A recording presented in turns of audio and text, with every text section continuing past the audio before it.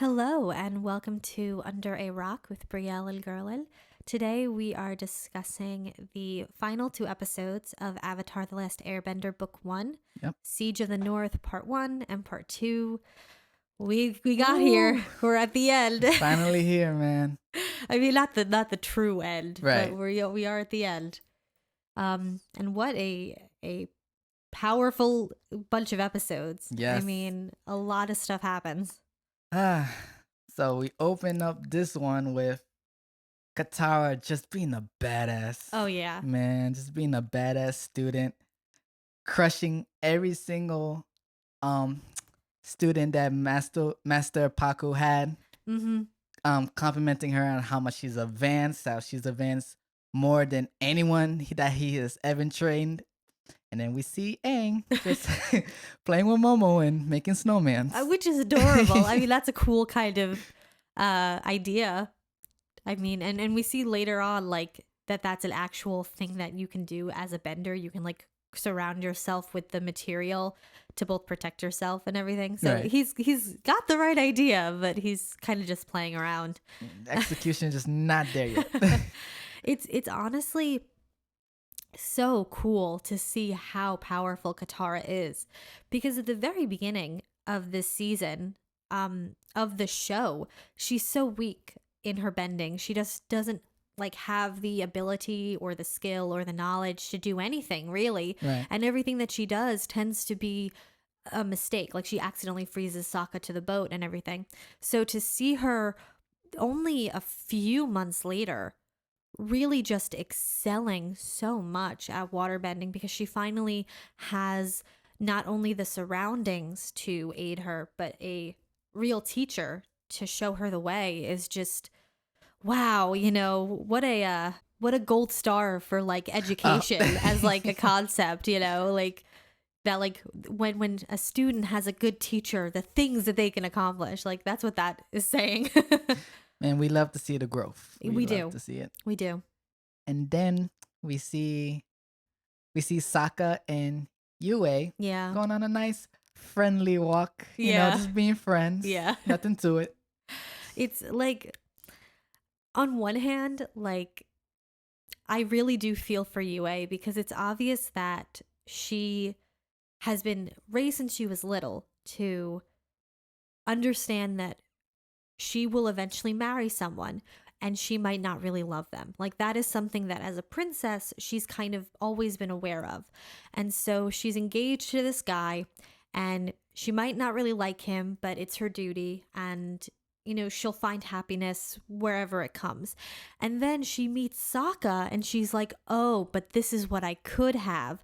And so I have to imagine that that's a really painful kind of realization for her. Yeah. That not only does she have to live with this man that maybe she doesn't like, but she has to live with him knowing that she could have had Sokka, or knowing what actual love and affection is.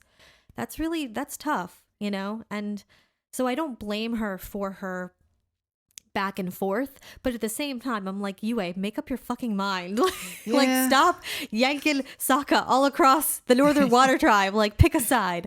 But she's very mature. I like Yue. She's very, I think, cognizant of what's right and what's wrong and what needs to be done for the betterment of all. Yeah. You know, which is, you know, kind of a sad thing for a teenager to have to be aware of. You know, teenagers shouldn't have to grapple with the longevity and the future of their tribe, but she has to. Yeah. You know.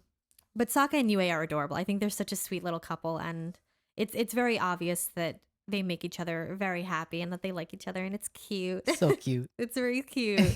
Really cute. Although the thing that, like, I was thinking about is, let's say that, like, the siege in the north happened, but Yue did not have to, spoilers, sacrifice herself. Let's say that she was able to live. In all honesty, Sokka would not be a bad option to marry. No. Like, I'm sure if Yue went to her father and said, hey, Sokka protected me during the Siege of the North, I don't want to marry Han, I want to marry him, her father would be like, yeah, sure. Because not only has Sokka proven himself time and time again as a skilled warrior and a brilliant tactician to the people of the Northern Water Tribe, but he's from the Southern Water Tribe. That's got to be a good alliance to form, especially considering the fact that the Northern Water Tribe has been ignoring the Southern Water Tribe. This could be a show of good faith. Right. So, like, it's sad because, you know, if things had gone a little bit different, Sokka and Yue maybe could have been together, you know? If the face were only different, man. Yeah. God damn it, Zhao. Zhao. Zhao the Moon Slayer. Yeah, right. Zhao the Conqueror. Oh, yeah. Zhao the Cock Blocker. Yeah, right. Because basically, No, this is all because of him. No, stop. But yeah, no, I was thinking about that. Like, I mean, yeah, technically Sokka is not royalty in any capacity, but I don't think Han is either. No. I think he's just a guy that like asked the chief, "Hey, can I marry Yue?" And the chief was like, "Yeah, sure." It was probably like one of those tests of strength. Yeah, type probably. Things. Like maybe they had to like fight for her or. Yeah, probably. Yeah. But okay, so basically, at this point, Zhao and Iroh are sailing towards the Northern Water Tribe, and Iroh is like, "What is your plan? Like, what are you planning on doing? Like, you're gonna have to stop at some point because the moon is coming out, and waterbenders get extremely powerful during the moon, or like attack at sun which is really brilliant that Iroh knows that. Right. And Zhao is like so conceited. He's so conceited. Like every plan that he has had so far has failed. I don't understand why he's so conceited. But he's like, I won't fail, not like boss say. And I was like, dude, that's like the thing that Iroh's sensitive about. I mean, but Iroh, although he is sensitive about it, he shows compassion. He's like, for your sake, Yeah. I hope not. Yeah. I hope not, you know? Yeah. But I think at this point, Zhao is just too far in his own, like, glorious vision that he can't see the truth of what's happening. And, you know, I have to say, his plan is pretty smart. Like, It is really, really smart. You know, kill the source of power for the waterbenders to destroy them. But he doesn't understand the implications of what he's going to do, something that Iroh tries to tell him. And I think we see that personality trait earlier, like in the Zhang episode. We see that Zhao is someone who doesn't care about the specifics. He just wants to win. Yeah. He doesn't care about learning the intricacies of firebending. He just wants to shoot fire. And it comes back to haunt him and to bite him in the butt because, you know, yes, destroying the moon and killing the spirit does affect waterbenders, but it affects everything, you know? Even just from like a scientific point of view, the moon controls the tides. If you get rid of it, that's going to mess up agriculture. That's going to mess up the weather. Like it's not going to be a good time, Zhao. Not thinking about it whatsoever. Yeah. It's as they're coming to the Northern Water Tribe, when the soot comes down and, you know, again, cock blocking. Sokka and Yuri. Stop saying that. I mean, it is. Yeah, I mean, they're having a cute old moment on Appa. They're gonna kiss. They stopped themselves. Yeah. Showing restraint. We love that. Yeah. We love that. But yeah, the soot falls and Sokka instantly recognizes it. And I just think it's interesting how it shows everyone reacting to it. But Sokka and Katara have very specific reactions. Sokka's like, oh no. We see everybody in the Northern Water Tribe looking up. They're looking at the water turning black. Aang stops rolling around in the snow. Yeah. And he looks up, just like, what is this? Everyone's kind of just like, what is this? We see Katara in the background after we pan away from Aang. We see Katara like puts her hands over her mouth, like, oh my god, not again, like as if she's having flashbacks. I just think that tiny details like that really sticks out to me. Yeah. Just like, and we later realize that kind of is a moment of a flashback because this is not the first time that the Water Tribe siblings have seen black snow and soot in the air. And, you know, it's such a visual depiction of, you know, bad things coming, you know, like it's so, like, obviously it's it's a simple chemical reaction. Like it would happen even if the boats were like nice boats. But the fact that whenever the Fire Nation attacks a water tribe, everything turns from white to black is like so symbolic, and it's so beautiful. Like it really is.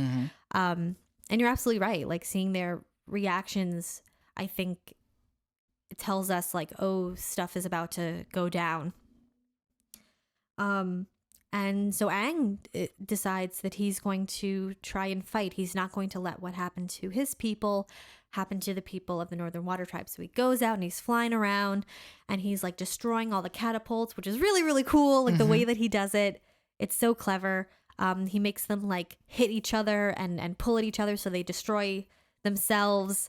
And Appa just straight up throws a guy in the water. Ooh, Appa. Appa does not hesitate. Appa will kill a bitch. Call back to what you said. What was that, episode 4? Yeah, something like that. Speaking of callbacks, the callbacks in this episode, when Aang says, "I'm not gonna let what happened to my people happen to the Water Tribe," and it does the pan and the music from the intro. Dun, dun, I believe Aang can save the world. Yeah. We see that shot. And also, as Aang is dismantling all the catapults and everything, we see the waterbenders, they lift up the ship. Is a callback to episode 1. Yeah. How we see the ship that Katara and Aang explores, how it's raised up the same exact way. Now we see how that ship got there because the waterbenders trapped it. Yeah, it's really really cool to see all the world building. And just the power that the waterbenders have. You know, I mean, it's really really cool. And it's you know, Aang goes and he tries to fight, but he can't do it. He's just one person. He's just one kid. They're kids, you know, and they're tasked with protecting all these people, protecting the world, and you know, Aang can't do it. And so they suggest that he goes to the spirit world to ask for help. And he's going to go to the spirit world, ask for help, and he's like, or they could send a giant spirit to help me take out the Fire Nation. And everyone's like, they're not going to do that. But they do do that. Both does happen. Yeah, both does happen. That's what's so funny. Like, watching it a second time, I was like, wait, but they actually do send a spirit to stop the Fire Nation. Aang was right.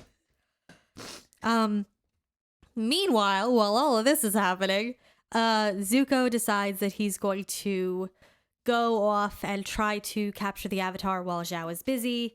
And Iroh tells him to be careful and that he loves him and that he thinks of Zuko as his son.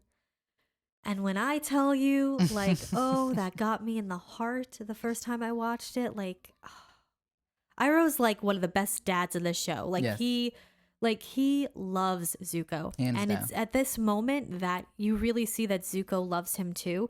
Because I feel like in earlier episodes, you could kind of make a case for like Zuko kind of tolerates Iroh. You know, he gets annoyed by him. He cares about him, but he gets annoyed by him. But I think in this moment, you're like, oh, Zuko really does love him too. Like, they have a very strong bond and they will always, I think, find each other and, you know, have that support of each other. So it's like, aw. So sweet. I also love that I was like, and put on a coat. It's cold outside. He becomes a Jewish grandma for 3 seconds. Put on a coat. It's cold. Keep your ears warm. Yeah. But he says, remember your breath of fire, which saves his life. Breath of fire, time and time again, saves Zuko's life. You know, it is such an underrated, I think, firebending skill, but it is so powerful and so brilliant in the way that it works. It consistently saves Zuko's life. And then the chief says that he is forming like a secret kind of squad to infiltrate the Fire Nation as they're attacking. Because as of right now, they're not attacking because it's like nighttime. And Sokka volunteers, and we meet Yue's fiance, Han, who is a jerk, trademarked. Like, he is such a jerk. I felt like Soke. Yeah, he calls him Soka. Soke. That's where Soka. that's where M. Night Shyamalan got the pronunciation. That's where. Oh, they did a thing? No, but in the movie that we don't talk about, Oh. they pronounce everybody's name wrong. It's like really weird. Like it's like really weird. Like I could understand them mispronouncing one person's name, but the fact that they mispronounce almost everybody's name speaks to like negligence. So anyway, regardless. Yeah, we don't talk about about that. We don't talk about it so much that I didn't even know what you was talking about until The you first time I said. mentioned it, yeah. But yeah, I felt like they had Sokka kind of look into the mirror of his past self. Because if we really look at Han, he shares a lot of characteristics that Sokka had at the beginning of the book. Yeah. You know, just a pompous jerk and, oh, like, what do you know? Or, you know? Yeah, you're absolutely right. Yeah. Huh. That is true, yeah. He kind of beats up his younger self. Yeah. Essentially, his past self. Fight. And you could tell that Sokka's more of a man than Han. Oh, definitely. And not to say that there's anything wrong with this. I mean, if you got to defend yourself and this is what you got to do, go ahead. But Sokka was throwing punches. He was. Han was pulling hair. Yeah. Han was pulling hair. Like, in my opinion, that's a bitch move. But do what you got to do, man. If you don't want to get, I understand, like, self-defense, but pulling hair is a yeah. But anyways. Yue brings them to the Spirit Oasis, which is beautiful. And she explains that this is a center for like spiritual connection. And she explains that the moon has always been very connected to her because when she was little, she was very, very sick. She was going to die. And her parents brought her to the oasis, and the moon kind of gave her energy and gave her life. And she was able to live. And I'm like, interesting story. I wonder how that's going to come into play later. But it's like, that's why your hair's white. And so Aang decides to go into the Spirit Oasis.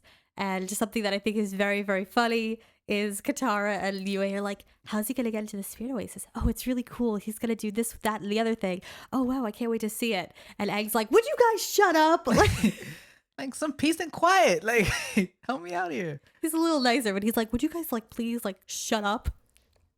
I love that. I think that's so funny. It is funny.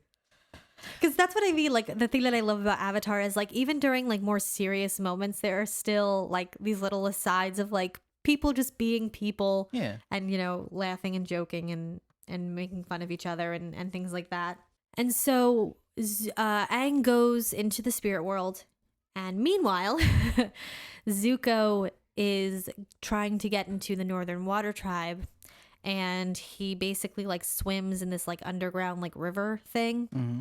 And damn, he has strong lungs. Yes. Like sing opera, bro. Like, wow.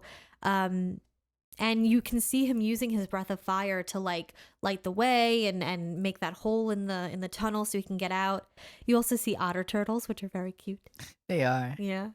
They're very loud. They're very loud. But very cute.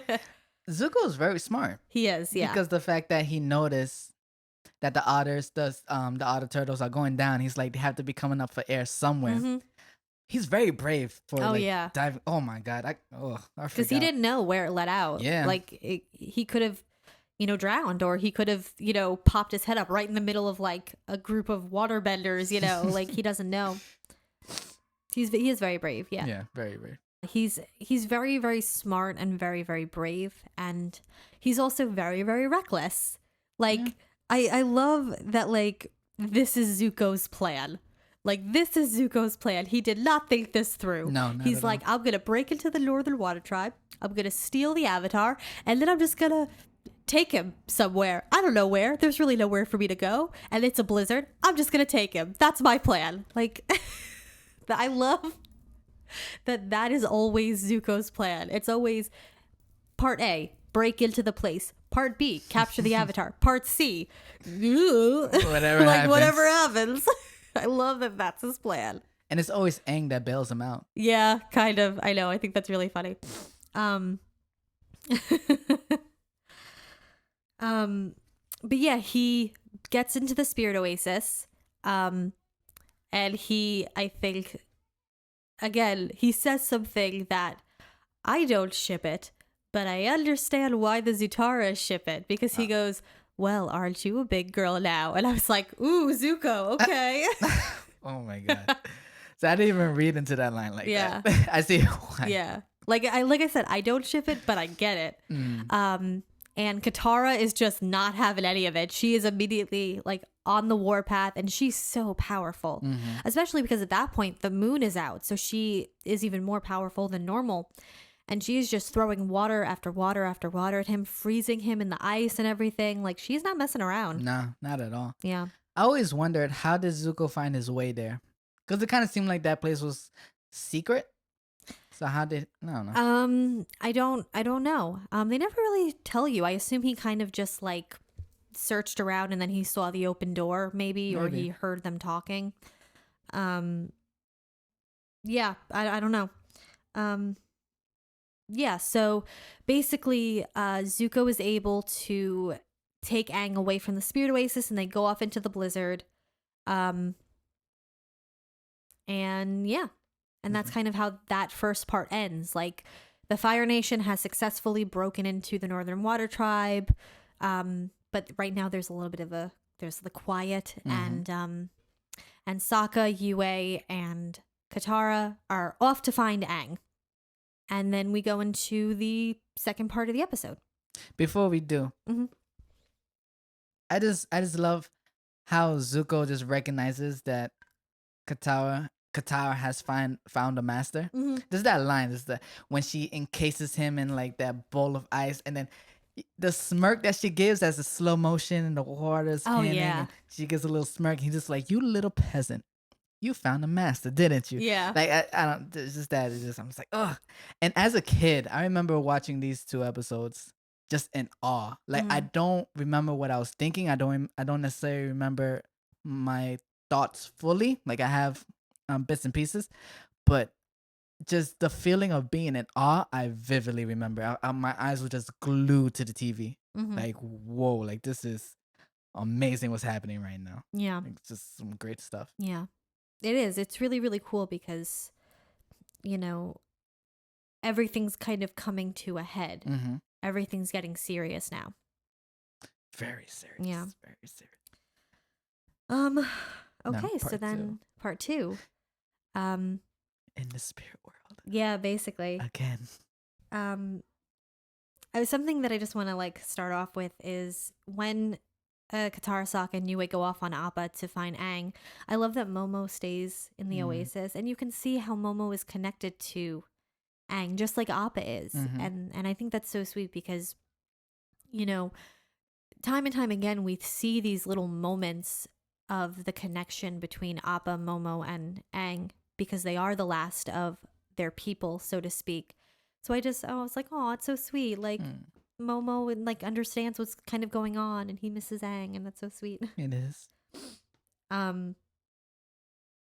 Yeah, so we basically start out with Zuko trekking across the snow. He finds a cave. He ties Aang up. Aang is still like unconscious in the spirit world, and Zuko's like, now is a good time to monologue.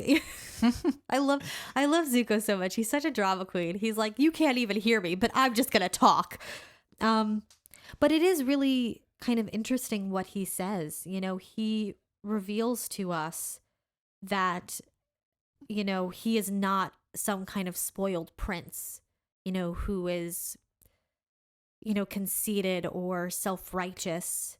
He is someone who has been hurt and shoved aside and belittled time and time again. Everything that he has, he had to work for. And so this is no different. Like, he's willing to do whatever it takes to achieve his goals, because they were never handed to him the way that they were handed to his sister. Right. You know, and it tells us a lot about who Zuko is, you know?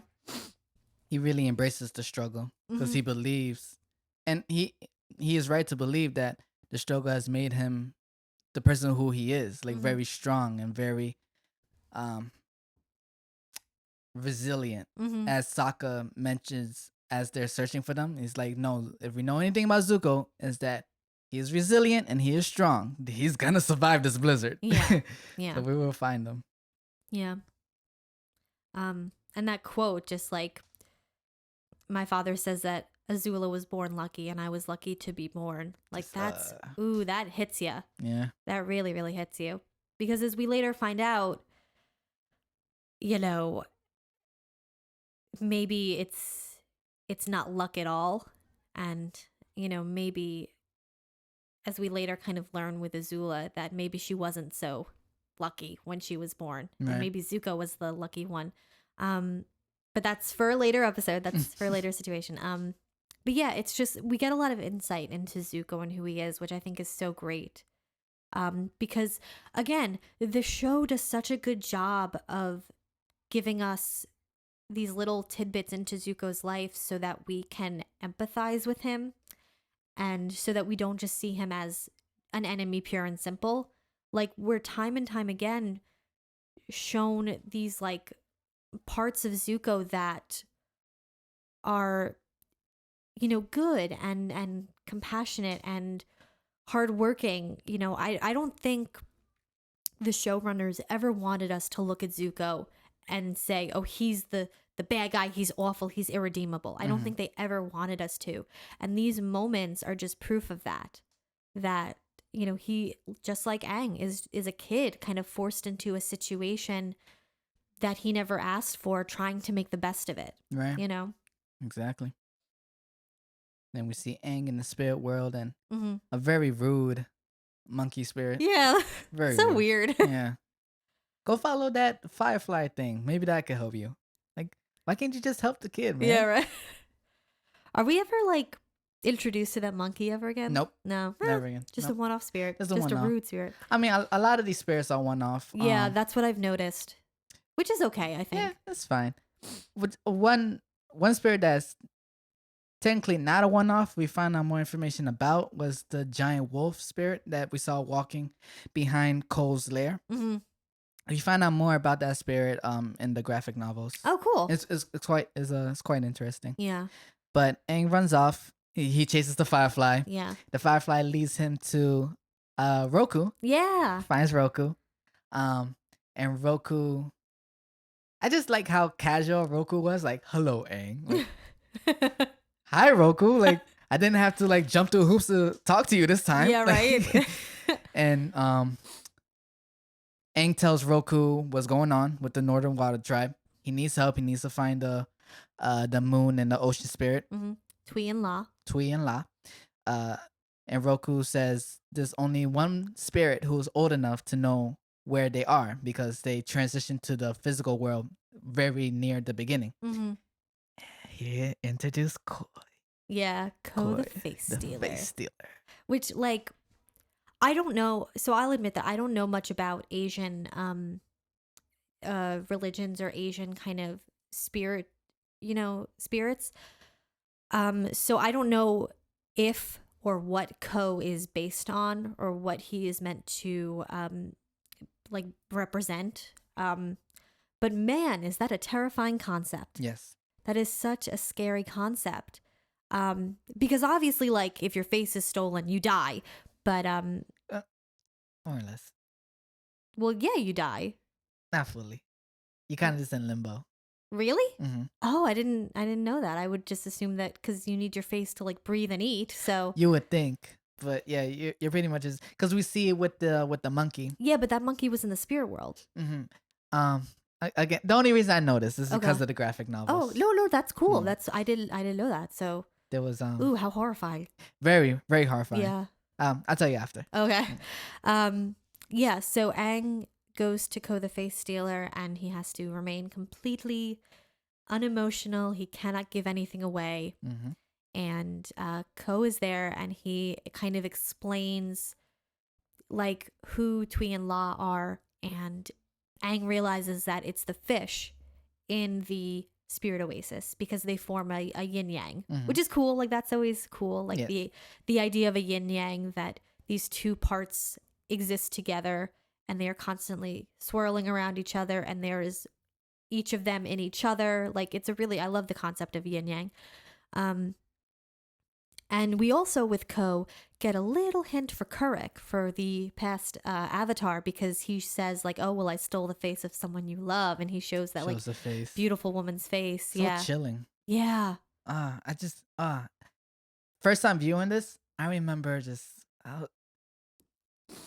I was afraid, like, I really thought that Aang was going to get his face stolen, even though plot-wise that wouldn't make any sense. Yeah. But being a dumb little kid, I'm just like, oh my God, this is going to happen. Like, Aang's face is going to be taken, and then what are we going to do after that? Because he's just so creepy. And I just love the fact that Ko relies on jump scares to get you. And watching this now, I'm just thinking, as Aang is walking to Ko's lair, he's showing so much emotion and so much fear. He's like, and then he gets freaked out by the monkey. I couldn't help but think, like, Ko could have easily just got Aang right then and there if he was just like chilling and at the top, when the branches, entrance of the cave.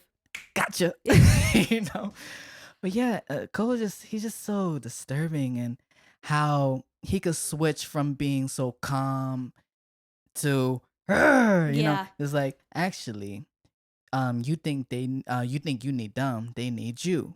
Someone's trying to kill them. Yeah. Jeez.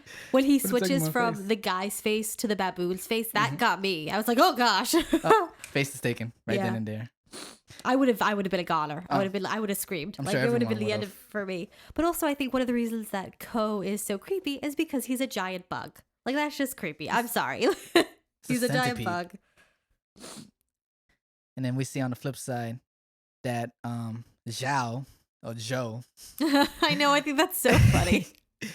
Animal Zhou, prepare to meet your fate. And they just toss him off the end of the boat. He can swim, he'll be fine. We find out that Zhao actually knows the identity of the moon and ocean spirit. And we get a little hint of the library in book 2. Yeah. You know, a lot of they set up a lot of book 2 in this episode. Wait, the librarian. Oh, that's right. Okay. Yeah. Wang Shi Tong's library. Right. And it's just the tiny world building details they do like that could have easily gone anyone's head. It was like, okay, like a library. And then we go to book 2 and it's like, oh, this is a library. Yeah. And he's just Iroh's reaction to his plan. Yeah.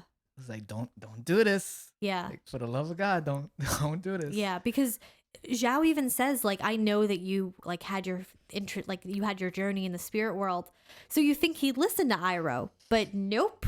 He's too far up his own butt, you know, and he doesn't understand. He doesn't want to understand the implications of what he's doing. Although I will say, I do love something that I really, really like about Avatar. And this I'll bring up later as it happens, but I really love how on this show, no one is too good to mock. Like, everyone, you know, has the ability to get, like, made fun of a little bit. So, like, Zhao is, like, going on and on. He's Zhao the Conqueror, Zhao the Moonslayer, and Momo, like, jumps on his head. And, like, later on in the series, I think something like that happens to Zuko, where he's trying to, like, monologue and, like, he gets interrupted.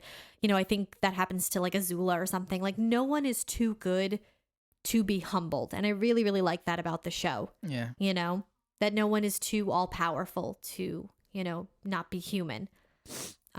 So I like that. I like that Momo's like, actually, shut up. It's just so eerie how when wait, are we just gonna jump there? What? To Zhao taking Tui? Well, I mean, some stuff happens right before then. Okay, let's talk about like this. they find Aang and Zuko, and Zuko's like, hey, Katara, and she's like, this isn't a fight, and she just immediately like throws him up into the snow.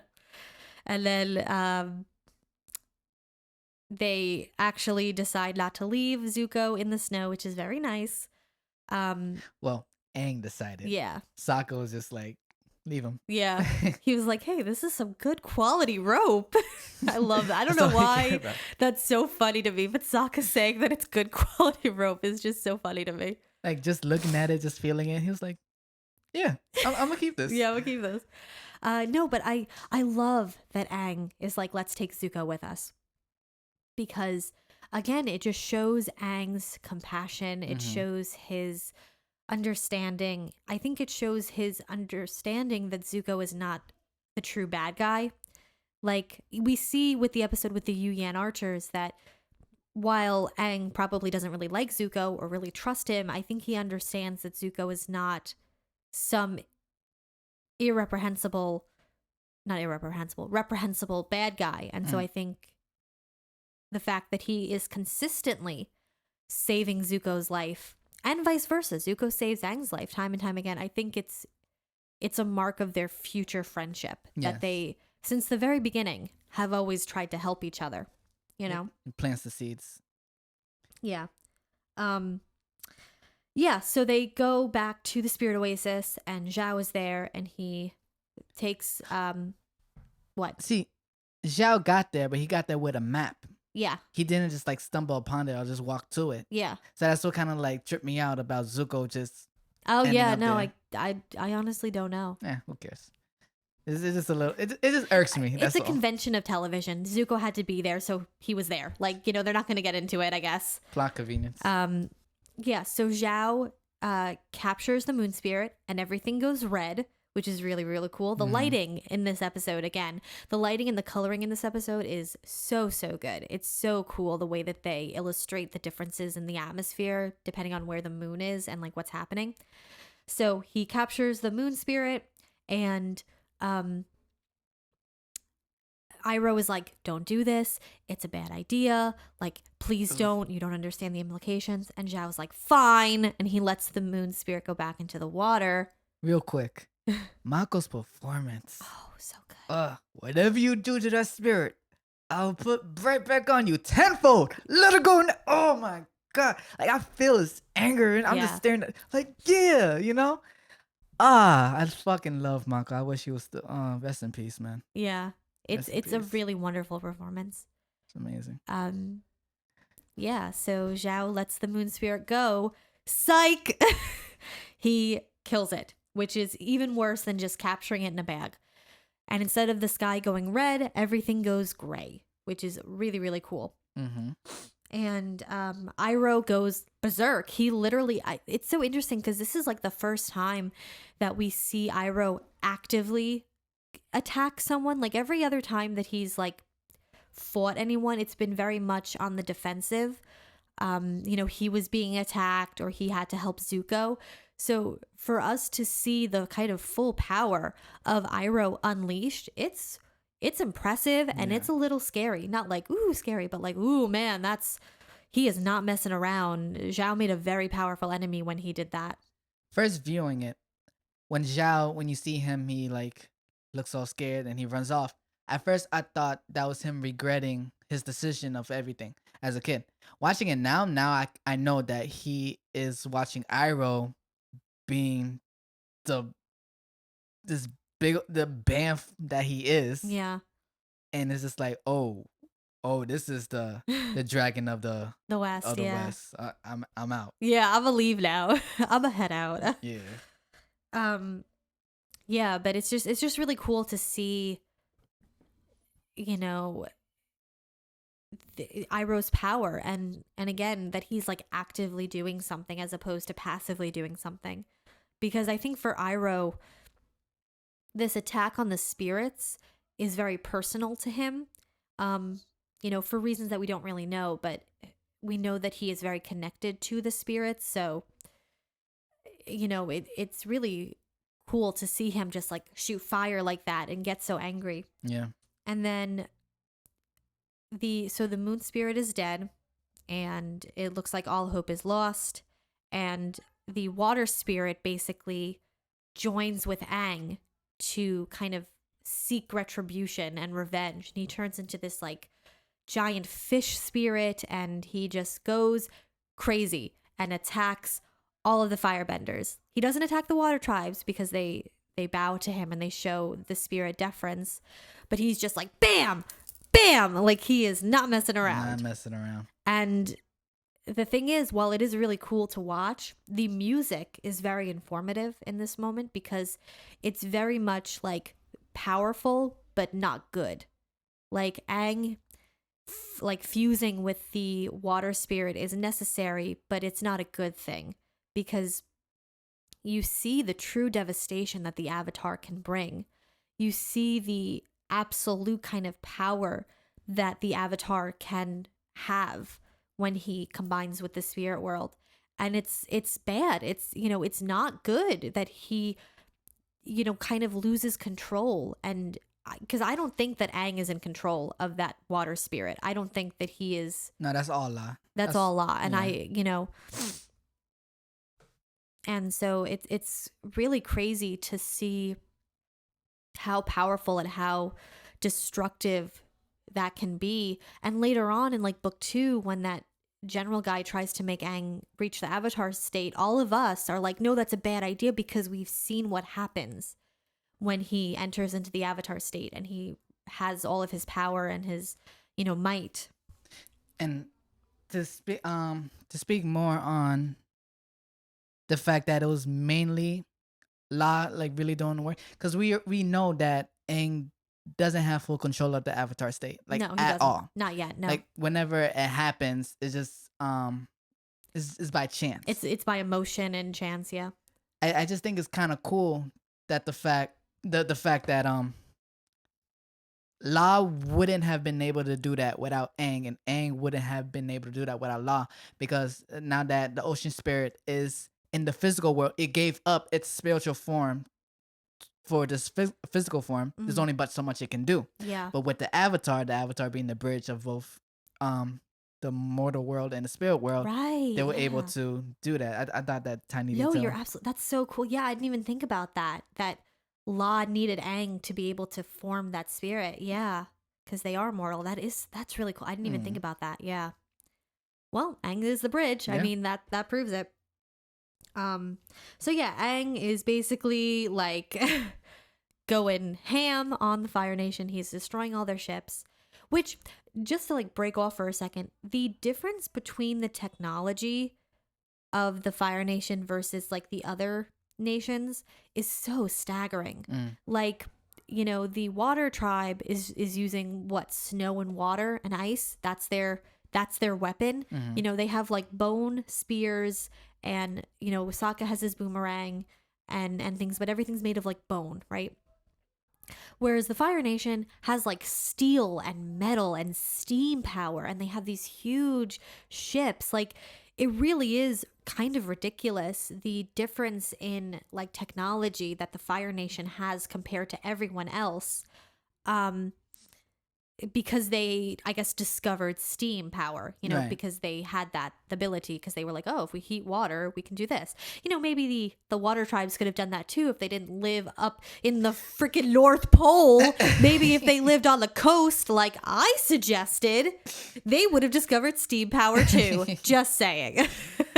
I mean, to each their own. Like, there's only but so much you can do with it, you know. Yeah, no, I know. I'm making a joke. That's But but no, it is really, because like we also see it like in the last episode when they're going to the Northern Air Temple, like we see those like cool like crawler cars and everything. Like, it's just the difference in technology is so interesting. And for all that they have those technological advances, it doesn't do much. It doesn't do much against the power of the Avatar. Right. You know? Which may have been which should have been a clue to the Fire Nation that maybe what they were doing was not as noble and, you know, advanced as they thought. That's true, but Ozai is scary. Yeah. I mean, any character that Mark Hamill is voicing, Yeah. it's He's especially an evil character. Yeah, he does it well. Does it very well. Yeah, no, I thought that was really cool to see, because it's so stark, because like when you see the ships come and they break into the ice wall and they like cut it down with the like sharp needle nose parts, like that's a really, really striking image. You know, the new technology versus the old, the bad versus the good. Like, it's just really striking. Yeah, and then so while Aang is kind of rampaging, Yue realizes that she has life that the moon spirit gave to her, so maybe she can give it back. Yep. And maybe she realizes that this will kill her, maybe she doesn't, but she does it without hesitation. And she gives her life to the moon spirit, and she dies, and her spirit kind of imbues with the moon spirit, and she is gone. And it's very, very sad. And, I can't even imagine what Sokka must be feeling. No. Like, he not only did, like, Yue die under his protection, which wasn't supposed to happen. Like, he was supposed to protect her. So I'm sure he's thinking about that as just like the base layer. But like, he really liked Yue. I don't know if he loved her. I don't know if they were together long enough for him to love her, but he really liked her. And even though he knew that they probably couldn't be together, I'm sure that he still had hope. And so to have her die and just disappear from his life is probably really sad. But the thing that I think makes it even worse is, so this part, I feel like it conflicts in me, and I'm sure it conflicts in Sokka. So it must be comforting to be able to look up at the night sky and see Yue looking down at him. Or the idea of Yue. Like, who really knows if Yue's like in the moon? Like, who knows? But No, she is. Yeah, I mean, but it must be nice. It must be comforting to know that she's looking down on him and she loves him and she cares about him. But at the same time, it must also be really hard to move on when you can literally look up at night and there she is. And we see that later on cause problems for him because he feels like he can't necessarily move on because she's always there as a reminder to him. So I imagine it's a very conflicting kind of feeling because on one hand, it must be so nice to be like, there's Yue. She's always there. She's never really left me. Versus like, well, I can never move on because she's always there. It must be a very conflicting emotion in Sokka. Oh, it's so sad. It is. Oh, Sokka. What's cool though is when Yue is like in her spirit form, her like clothing is different. It's kind of a little fish-like. Like she has like the tighter bodice, and then by her feet it like flows out like fins. It's just something that I noticed. I was like, oh, that's cool. It looks kind of a little fish-like. I didn't notice that. Yeah. Oh, wow. Yeah. Okay. She kisses him and then says goodbye. And mentions that she did have pickles for lunch. Stop. Stop. Yeah, no, but it's really sad, but it's really, really cool. And so when she is able to like form with the moon, it comes back and the waterbenders get all their powers again, and Aang basically leaves the water spirit and he is himself again. The water spirit is fading back to the pond, and it comes across Zhao and Zuko, who have been fighting this whole time. And it captures Zhao, and Zuko offers out his hand to help Zhao, because even when faced with his enemy, Zuko is compassionate. And Zhao, ever conceited, ever self-centered, ever self-righteous, turns away. And he's gone. Presumably dead. Yeah, I mean... We know. We know he's dead, but like... Oh, no. We know that he's technically not dead. Oh, what? Yeah. And Korra is revealed what was his fate. What's his fate? So it's in... I'm not sure if La purposely put him there. It feels like it's kind of implied. Either La put him there or he stumbled there. So in the spirit world, there is a prison for humans. Oh. And that prison is called it's the fog of something, the fog of confusion or something like that, where humans wander for all eternity, questioning their reality, questioning their state. So we see in Korra, the characters in Korra, they end up there for a reason. And we see Zhao, and what is he saying? I am Zhao the Conqueror. I am Zhao the Moonslayer. I'm Zhao the Great. And one of the characters that were there was Tenzin, Aang's son, and one of Aang's sons. And he sees Tenzin, and he's like, "You're the last Airbender. I'm supposed to capture you. I'm supposed to destroy you. Oh. Yeah, so Zhao is Wow. doomed to all eternity of To kind of just. just wander. Oh. And he's still conceited while he's wandering. He deserves it. Yeah, What he a does. jerk. What a Zhao horrible the- fate, though. I mean, yeah. I mean, in abstract, yeah, but he deserves it. Yes, he He's a does. jerk, and he's a failure. Regardless, Spoiler alert for Yeah, people. Too late but for that. regardless, I just think that's such a defining moment for both his character and Zuko's character, because Zuko offers him his hand. Yeah. Zuko is kind of willing to let bygones be bygones. You know, he's like, I'll help you. Like, it doesn't seem like a good, plan to get captured by a fish monster. And Zhao says no, and that's his fate, I guess. Yeah. So everything is kind of back to normal. The moon is where it should be. The water is where it should be. The Fire Nation has been defeated. And, Aang always comes back to Katara. I love that. I love that the first thing he does when he comes back is he hugs Katara. I just think their connection and their bond is so sweet. And we learn from Yue's father that he had this vision, that the spirits gave him the vision that Yue was going to become the moon spirit. Yeah. So sad. Yeah. Something that I want to bring up is I just wonder about the succession crisis, because as far as we know, Yue is his only daughter. He doesn't have any other children. They never say anything about any other children. Right. So, like, what are they gonna do? Does she have a cousin? Like, who's gonna rule the Northern Water Tribe? Like, when he either steps down or passes away, like, what are they gonna do? Because, like, like, what's gonna happen? I hope Yue has a cousin. Like, I mean, either he gotta impregnate someone, or he's gotta have another kid fast, or I guess pick a successor. Because, like, Yeah. whoops. whoever's worthy. Yeah. Whoops. Oh no. We get a good shot of what's currently Team Avatar. Mm-hmm. Aang, Katara, Sokka, Momo, Appa. And we see our heroes look up to the sky, looking towards the future in triumph. Mhm. Meanwhile, in the Fire Nation, Yeah. Ozai, your brother is a failure. Your uncle Iroh's a traitor. I have a task for you. And who it is? Azula. It's a Zula. Azula. It's a Zula. We're getting into it. Woo!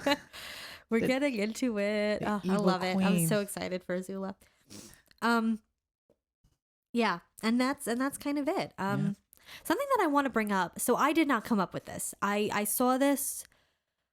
Where did I see it first? Did I see it first on TikTok or on Tumblr? I think I saw it first on Tumblr and then I saw it on TikTok. But it was this artwork, and if I find it, I'll link it in like the description so that they can get the proper credit. But it was like this artwork of Yue as the avatar, and there was like some like text below it, and basically what the artist was saying was like, because of Yue's connection to the spirit world, what if Yue was supposed to be the next avatar? But like because of Aang like stopping the cycle for a while, wow. it got like messed up. So like she was still connected to the spirit world, but it had to be in a different way. Because like if you think about it, if Aang lived a normal life with a normal lifespan, the numbers add up for Yue to be the next avatar. Like if he, because it's 100 years, she's like 16 or 17. So if he lived to like his like 90s-ish, that would add up. Right. For Yue to be the next avatar. It would've. So like maybe that's why she was born the way that she was, where she was born like almost dead, and like the moon like saved her because she was meant to be connected to the spirits. And I read that and I was like, that is so cool. Oh my God. Like what an interesting concept. That makes a lot of sense. Yeah. Because the avatar is told that they're the avatar on his 16th birthday. Yeah. And Yue was 16. Yeah. That's a good theory. Yeah. I was Wow. like, that's so cool. That's such a cool concept. That like that's kind of why she was so like connected to the spirit world the way that she was. I also think it's really funny that Sokka is so like uninterested in the spirit world, and he's so like unimpressed by it, and he's so focused on like science and reason and logic, and yet the spirits love him. They love him. He was in the spirit world for 24 hours. He was fine. You know, not only did he love Yue, but she loved him back. The moon loved him back. Like, the spirits love Sokka. He doesn't care about them, but they love him. Like, I just think that's so funny. Ah, fate. Yeah. What a cruel thing it is. Like, I just think that's so funny that the one person who doesn't really hold water with the spirit world is the one that seems to be the most like accidentally connected to it. Yeah. Like, Aang has to do all this work to get to the spirit world. Sokka just has to smile, and they're like, "Hey, we like this kid." I wonder what it was. Was it his big muscles? Or... Sokka. Yeah. That's a good point, yeah. Yeah. And thus ends book 1. So, Any final thoughts on like book 1 as a whole? what a way to introduce a show, and again the way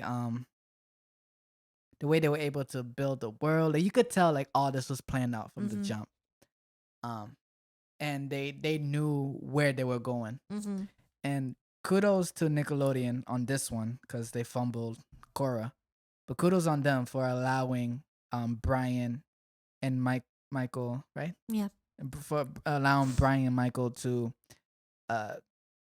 do what they wanted to do. Yeah. Oh, definitely. Yeah. You know? One thing I missed on last episode that I forgot to mention. The song, the season song, how it goes, autumn and fall, winter, spring, summer and fall. Oh, yeah. I love that song. What I said, whenever I think about it, my sister and I, we just sing it. Yeah, that's the song that I wrote. Yeah. And I during the music night. I love that. What else? Just first time viewing it as a child. Again, with book 1, I came in very late. I did not watch it from the beginning. I believe I watched most of the episodes during a marathon, or just whenever I caught it. It was really my cousin who put me on. The Kyoshi Warriors was the very first episode I remember watching, and from there I was just hooked. So when we talk about book 2, I'm gonna have some, because I vividly remember book 2 and book 3. But yeah, man, just what a great show. What about you? Again, yeah, I think it's such a great start to a series. I think that the way that they set up future plot lines, the way that they set up future characters was so brilliant.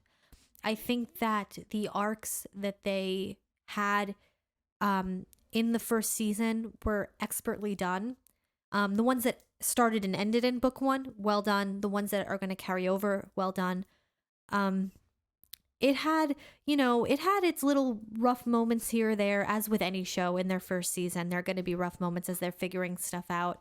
But ultimately, it was very like tightly crafted, and you can see the love and the care that they've put into this show. Like, they really care about the story they're telling. They really care about the cultures they're portraying. There's such a respect and a love there, and it made me excited to continue watching, to stay with these characters, because when I was little, for whatever reason, I just couldn't get into it. But as an adult, just the way that the story was told was so compelling that I just wanted to keep watching it. And I think that's a mark of good storytelling, a mark of good show running, that the first season is so good, you know? Definitely. And one last thing about the siege on the north. When they are battling the fire nation and the water tribe, and the moon is out, the water bending was, oh my god, fantastic. When Paku had his moment. Yeah, when he was in that like tornado thing. That was so very cool. Avatar like. Yeah. You know, he was just the water bending master. He was freezing them. It was throwing them like rag dolls. Like, And then when the moon went, and it was just so cool just to see the contrast of when the moon is out, ooh, big and strong, and then when Zhao took out the moon, how Paku just fell, Mm-hmm. like the tornado just collapsed, and everyone is just. Yeah. I thought that was good. I forgot to mention that. Yeah, But no, yeah. it is really cool. Mm. Yeah. All right, I guess. And thus ends Avatar Book 1. Yeah. We will be talking about Avatar Book 2 and 3, but we're going to take a little break because we don't want to necessarily become a strictly Avatar podcast. I mean, Right. that's an idea, but that's not what we want to do. Mm-hmm. So we're going to take a little break and talk about some other movies and TV shows that we like, and then we will come back to Avatar, I believe, after Halloween. Yes. Yeah. Well, we'll start talking about book 2. And then at the end of book 2, we'll take another break, and then we'll talk about book 3 just to add some variety Yes. to everything. Yeah. Yeah. Do you want to mention like the ones we're going to talk about, like the different pieces of media, or No, like not? let's make it a surprise. Make it a surprise. All right, cool. Let's make it a surprise. Regardless, I hope that you have enjoyed our discussion of the show. If this is where you leave us, we appreciate you watching and listening. But if this is not where you leave us, thank you for your support. We hope that you enjoy the rest of the content that's gonna follow. Yeah. Stay tuned because it's gonna get good. Yeah, it's we're talking about some cool stuff. Yes, we are. All right, so come back. Yes. Till next episode. We'll see you soon. Bye. Bye.